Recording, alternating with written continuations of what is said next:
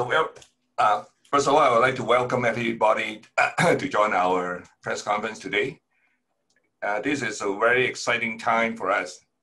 Actually, it's a long term, maybe like in the COVID-19 period, but Vision U has been running for the past 20 years, and this is the first time that we are really combining all our indoor leadership training together with our old community service project into a new venture, into a new,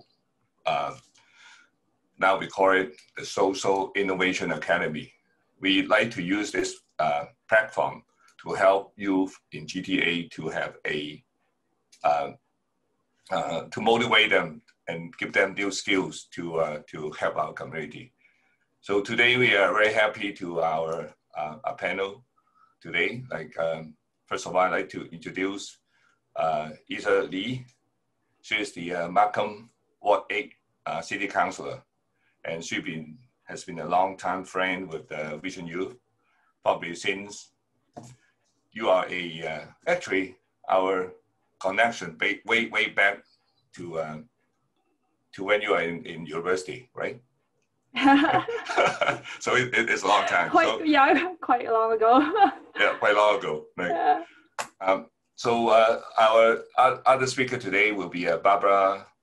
Okay, I always call you Barbara Shin, but Barbara is our first year's graduate. She started in our first class of Vision U, and in those days we only have 2 gold graduates, and Barbara is one of them. So it's it's really challenging to finish on time. And Barbara has been quite successful in her career, and now she's having 3 startups and having a baby, and is still active with Vision U, and this is her idea that create this Social Innovation Academy. So I will let her speak later. And then actually Barbara is now our board of director in Vision U.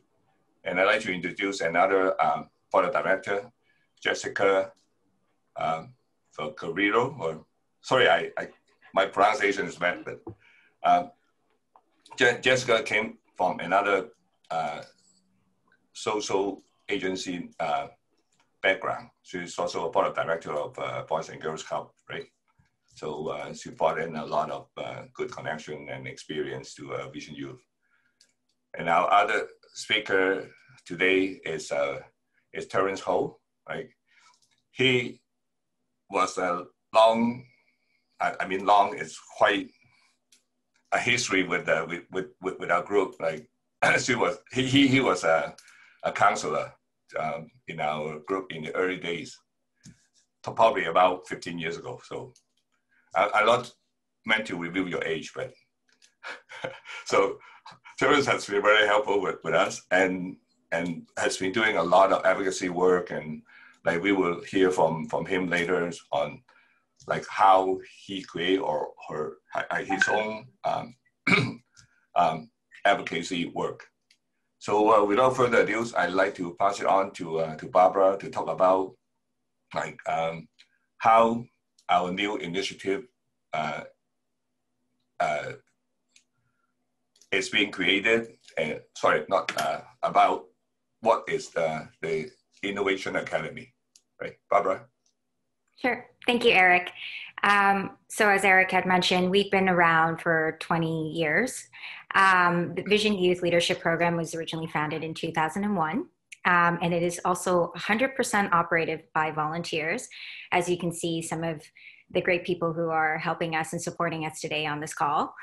And, our mission is really about believing in youth, and that youth are the driving force in creating the positive changes that we need in the world today. And so our program really challenges them to rise above and ignite that spark within, and hoping that this will inspire them to take responsibility for their communities.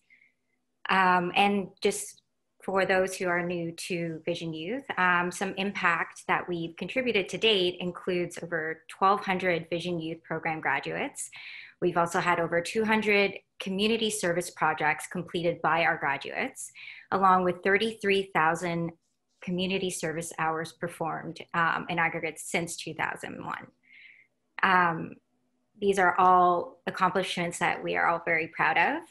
And this year, Vision Youth is partnering up with Ryerson Social Venture Zone and the City of Toronto to expand our community involvement program into a free online 5-month accelerator program called Social Innovation Academy. And this extension of our original community service project component of our leadership program, its goal is to leverage our 20-year experience of running youth leadership programs to connect youth with cutting-edge thinking, as well as hands-on experience that hopefully will cultivate their interest and engagement in finding solutions to local community issues.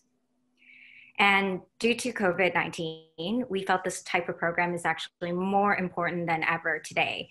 And as such, we are making the program not only online, but also free to all participants between the ages of 14 and 19 years old. And the program will run from October through February. It includes 8 online workshops, all taught by industry experts and designed to teach the skills necessary to launch social impact projects, awareness campaigns, and nonprofit organizations. And there's also going to be opportunities for about 2 to 3 hours of independent work, along with virtual meetings with mentors in the social innovation space through our partnership with Ryerson Social Venture Zone and Digital Media Zone, as well as internships from some of our partners like education startup Fire. I will let Jessica actually talk a little bit more about our workshops and some of our amazing partners actually. Thank you, Barbara. So as Barbara mentioned, we've designed a totally free 8-workshop program that guides youth from taking a closer look into social issues that youth are facing to project ideas on how to tackle some of these issues in a meaningful way, which all culminate in a social venture project, which will be showcased during our final workshop, which we've designated as our demo day. And we're really excited that we've been able to partner with such influential community organizations and various institutions within not just our City of Toronto, but broader communities, such as Ryerson Social Venture Zone, who will be running the ideation and modeling workshop, which will be led by Sarah Bergal and Alex Gill, who is actually one of the co-founders of the Social Venture Zone. Our impact and program development workshop, which will walk participants through their social impact projects, are resulting to ensure that their projects are resulting in meaningful change, will be led by the City of Toronto's Laura Ramaka, who is a policy development officer, and Harvey Lowe, who is a manager of the Social Development Finance and Administration Division in the city. Our pitch workshop will be covering how to pitch your idea, which will be led by Luan Ha, who is the founder of a fintech startup, Fundscraper, an online real estate investment platform with over 3,000 active users and 200 million in placed capital. And really this journey starts with our Inspire to Lead panel discussion, where we'll be talking to various organizations like Rumi, a nonprofit edutech, Jack.org, who focuses on youth mental health issues, Fire, a financial literacy organization directed for youth, again, and Project 5K, a youth social venture project that actually went through Vision Youth originally.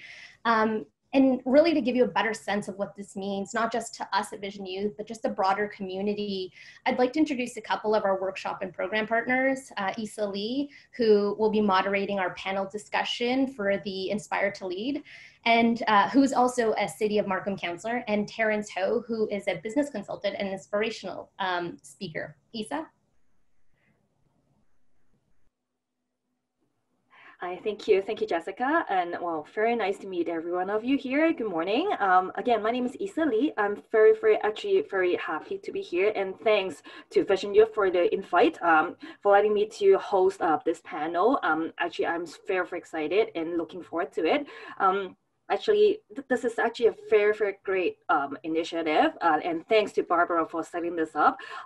As a volunteer myself since elementary school, I guess, what the community has been with me, and I was actually in the community. But being a sense of belonging to the community is extremely important for myself.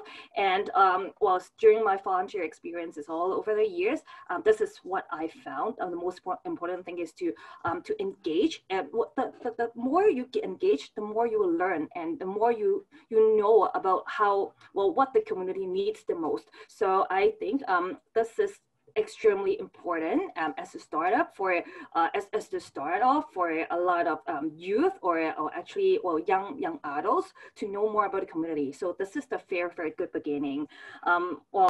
As we just mentioned, this is the first virtual panel to celebrate the program launch. And we have been invited a lot of local change makers that has been mentioned by both Barbara and Jessica already, actually to have this Inspire to Lead virtual panel on October 31st, 2020, which is from 7 p.m. to 8 p.m. So the panel is actually moderated by me, as what we all know, and we'll be learning about more local social issues and how these young leaders have gone to make an impact in their community. And actually has mentioned again as well, one of our panelists is with us today, Terrence Ho, and would like to share a few words about his support for Social Innovation Academy. Terrence had held roles in the public, private, and nonprofit sectors, where he has learned to advocate tirelessly for the greater good as a strategist, facilitator, and community builder. One of his biggest influences is his younger brother, who lives with Duchenne muscular dystrophy. Caring for his brother for almost 30 years has helped Terrence appreciate the unique needs of patients and caregivers. Terrence has been inspired by these life experiences to become a change agent and advocate for accessibility, inclusion, and also mental health. So may we now pass the time to Terrence for a few words first. Sure. Thank you, Yusa. Good morning, everybody. So my name is Terrence, and like Eric mentioned, I was one of the counselors in the early days of Vision Youth, so like way back at the very beginning. And the reason why I support the Social Innovation Academy is that because by providing the best practices, the stories, and the tools, it's going to be able to equip and empower the youth to strengthen the communities that we all live in. And I believe that youth leadership is important because as youth, well, having been one myself, provides a different perspective to the challenges that we face together. And there are challenges and topics that perhaps the other generations may not yet be ready to tackle. So it's an opportunity for youth to take on that, because every action that's taken today is going to have an impact on the world in the future. So for all the youth out there, what's a world you want to live in? Because whatever that vision is, it is possible. And that's why I believe that this program that Vision Youth is launching is extremely important and valuable. So I hope that whatever youth participate, and for the youth that are listening, and for the parents that are listening, that I hope you sign them up, or you sign up. Thank you, Terrence. Absolutely. I actually look forward to hear more of your sharings at a panel. Actually, beside Terrence, we'll also have Jack. About Jack, well, actually, we can talk more about this. The charity develops workshops and also presentations on mental health for young people, led by young people. It is aimed at students between the ages of 15 and 24, and so far, 71 Jack chapters have been started in high schools and universities across Canada. So we'll be hearing more from Jack as well. And about Fire and other panel speakers. Fire weaves virtual and physical tools to craft unique interactive educational games for STEM, math, and financial literacy programs. And for Project 5K and other panelists, speakers. Project 5K is a youth-led non-profit organization founded in 2013 with a mission to connect youth to volunteer opportunities. So yeah, these are the panelists. So I'm very excited to hear more from all of you, and I'm sure I will learn from all of you too. Thank you. Thank you for having me again. I'm very, very thrilled to be part of it. Thank you, Isa. And just to kind of, circle back, that's really just the beginning. It starts with this idea of how do we start to have deeper discussions about social issues, ecological issues that youth are facing from the youth perspective, and having that conversation not just among the teacher-student relationship, but also among other youth who have actually started social venture projects, who are change makers, who are also of their age range, who have gone through the process at their age, and maybe are a little bit more experienced now. And that creates a different dialogue, a narrative, and it creates a different experience and sets in motion a level of passion that may not have been there, and a resource to talk about issues and questions, not just about these social issues, but along the process of troubleshooting how to do things better. How do we do things better? What were the lessons learned from the previous generations, and not just in organizations, but also in youth change makers?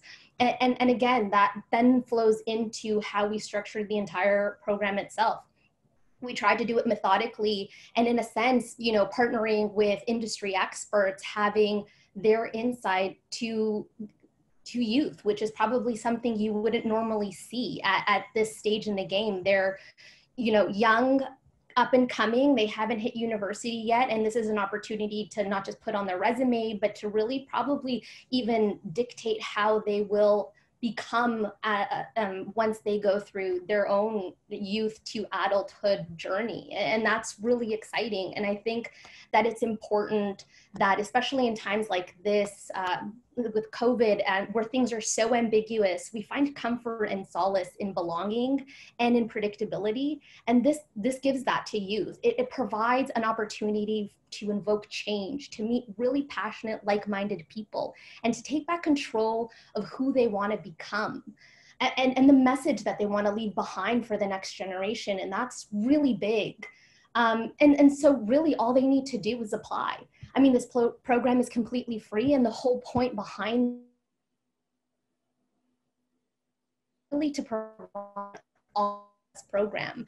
We sometimes think of institutional education as being very important, and it is, not to demean that or to take anything away from institutional education, but there is something really freeing that technology has provided, a platform where anybody, if given the tools and who knows how to use them, can actually change their life and can provide opportunities in entrepreneurships, scholarships, programming, ideas, or just innovation and entrepreneurial ideas, or even just creating their own startups and businesses through crowdfunding or however they want to do that. That probably didn't exist 10, 15 years ago. And again, a completely free program that they just need to apply to, the apply button's right on the top corner of every page on our website. You do need to be 18 or older, so they would need to be with a parent for consent and for registration. But once they've registered, which is just a few easy clicks, then you become a part of the SI community. And, from there, it's really just however hard they want to work and how passionate they are. And just, from there, it's really whatever they want. So it's well said. Like you guys said it all, so I don't have to add anything. I just want to clarify one thing. It start from 14 years old, right? People can join our Social Innovation Academy, right? It's from 14 years old on, right? Okay. So actually, the registration is already started. It's in our website, like www.visionyouth.ca. So everybody can just click and go in and sign up for this very meaningful program. And the first session, like Isa said, will start at the second last weekend of October. So we still have time to register yourself into this program. So, so anything to add from our speakers? Just a couple quick notes. Registration ends October 15th, and the first event, the Inspire to Lead panel, is on October 31st from 7 to 8 p.m. And if anyone's interested in a little bit more details, as well as dates of the other 7 workshops, it can also be found on our website under our programs. And that will actually go into more details in terms of the learning outcomes and whatnot of each of the workshops that we are going to be providing this year. And also we have an email, right? Email ID that they can do inquiry. Yes, if there are any questions, they can be directed to hello@visionyouth.ca, and any of the questions can be answered there through our staff. And also we will have a hotline number, 416-800-4040 is our hotline number. So anybody have question, then they can ask as well. So any other addition, comment from our speakers? No, and then I may open it to all our guests, like if they have any question about this program. Yeah, and Ray from SingTao Daily. Actually, I would like to ask is what now, because of the pandemic and a lot of Vision Youth program and other should be maybe have some and other. So is there some kind of replacement of that, or is some kind of enhancement? Oh, you mean the Social Innovation Academy? Actually, it is not. It is a replacement of our. We used to have those called our indoor leadership training program.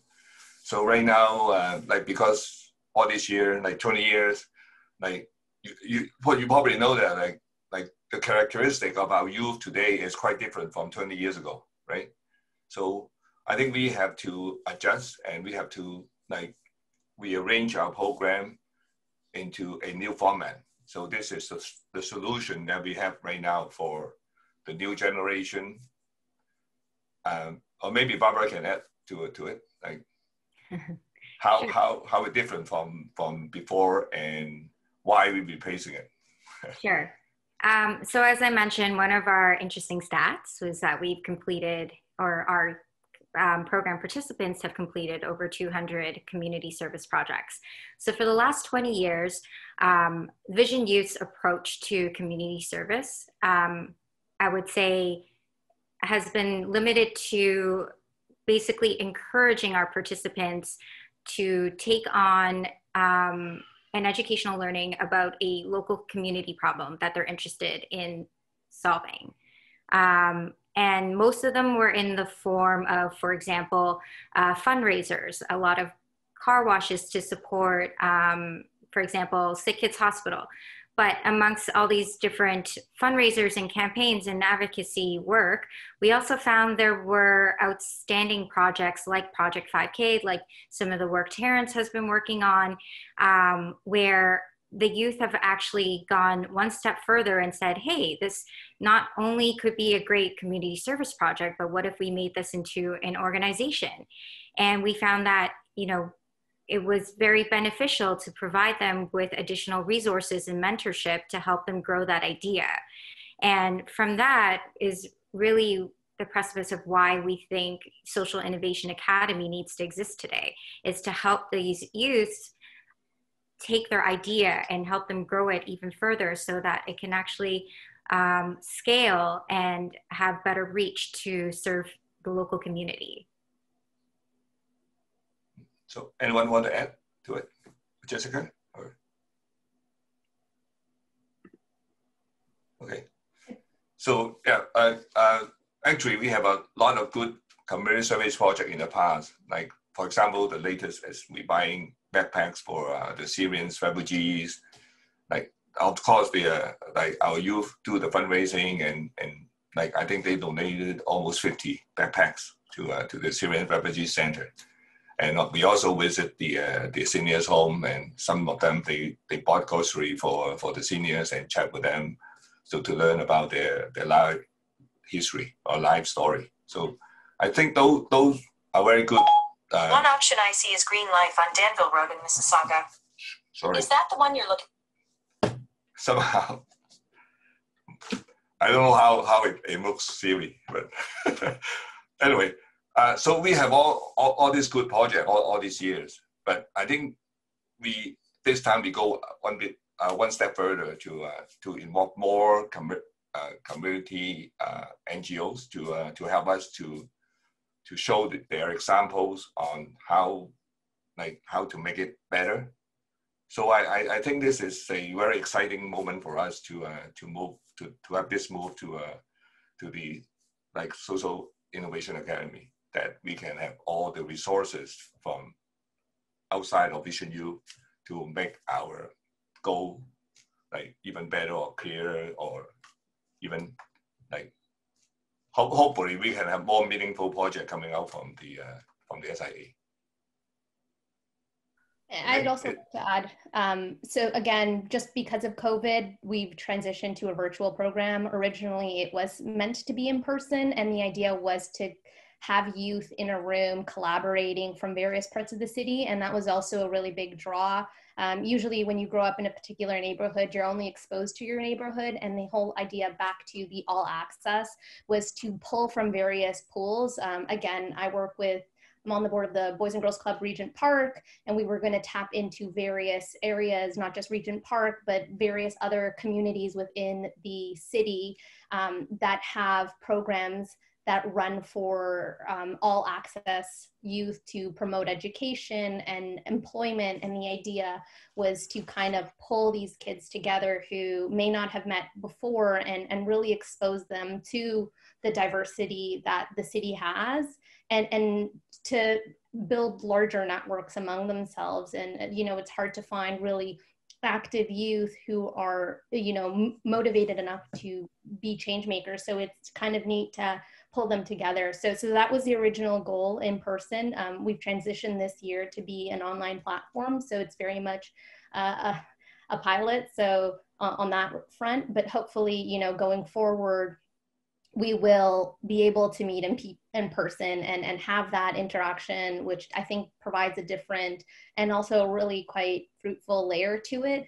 And the idea, again, is to, as Barbara had mentioned, to not just show them how to go from ideation, from an idea to an actual enterprise, but also to help them test run their project idea. Is it valuable? Are they making a difference? Are they hitting their goals? And then from there to see how do we make it better, and hopefully instill in these youth that going forward after they leave the SIA program, that they continue to kind of scale their project, and hopefully we can help them scale their project. But at this point, we're excited to see what comes out of this first year. And then hopefully from there, we can start to build a network of change makers within the city and abroad.